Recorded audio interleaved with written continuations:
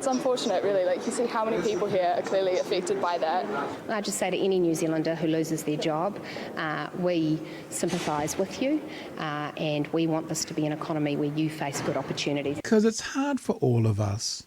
You know, before the election, I couldn't take my children to the movies. But now, with my pay rise and my $400,000, $300,000, I think I can sneak by. So I feel your pain. We're with you, New Zealand. We're with you. Listen to us, because we matter. Voices hoping to be heard before more of them join the job-seeking queue. As we heard, Katie, unemployment is expected to keep rising. The Reserve Bank saying, 5% this year. In your crystal ball, just how high is it likely to go? Well, this is also slightly higher than was expected, that 4.3%. And as always, the people who are hit hardest are women, young people, Māori Pacifica. Those are the ones who are losing their jobs first. Wages are still growing slightly, and that has slowed down as well. No surprises there. People are still getting pay rises, just not as high as we saw. But there is more bad news to come. The Reserve Bank predicting unemployment to hit about 5%. Other economists saying 5.2% by the end of the year.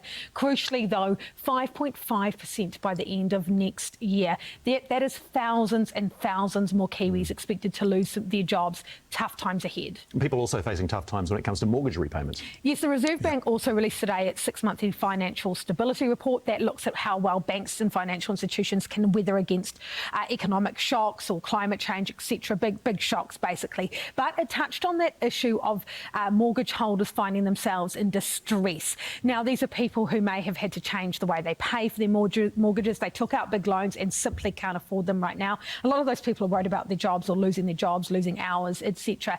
And that number is creeping up, the number of people in arrears. It was about 0.2% in 2022. It's gone up to 0.5%, expected to go up from there again over the next little while. Not as high as the GFC, but that's still not good news if you're any of those people. The Reserve Bank also touched on that unemployment rate today. Not surprised by it. The economy is cooling. It needs it to cool to battle inflation. That, of course, means interest rates are probably going to stay high until early next year.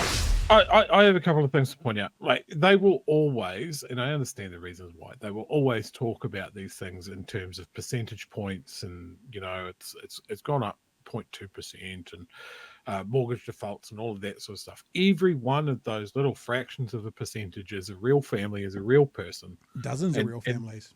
Yep. And that's why I've had such a visceral reaction to Nicola Willis being somewhat gleeful at times of swathes of public servants losing their jobs, and other ministers, almost crowing about the death of News Hub and all of this sort of stuff. It is someone's life getting upended. We think of the numbers, we don't think of the people. And it's something that I read a wee while ago. I think this was the late 80s, early 90s, when the huge sackings of major businesses. I think in the late 80s, factories closed and state-owned enterprises being sold off and people laid off and that sort of thing. The effect that has on the community. And I don't sort of mean like the economic depressive effect. I mean the depressive effect it has on a community. It was so brutal here in New Zealand. It was something that was studied. How did these small communities that were built around, say, a sawmill or an engineering works or something like that, and then suddenly you get 500 people all unemployed on the same day. Yeah. And maybe they're the main breadwinner and that sort of thing. That ripple effect that goes through a community. And I think that back in that time, that was a lot more contained because we weren't as connected by communication as we are now. You'll see that depressive effect online on people's Facebooks and stuff like that. I don't think there's any consideration of that. And then they're going to go, potentially these people... people in quite well-paying jobs, look, they can jump to another media organisation, they can jump to a lobby group or something like that.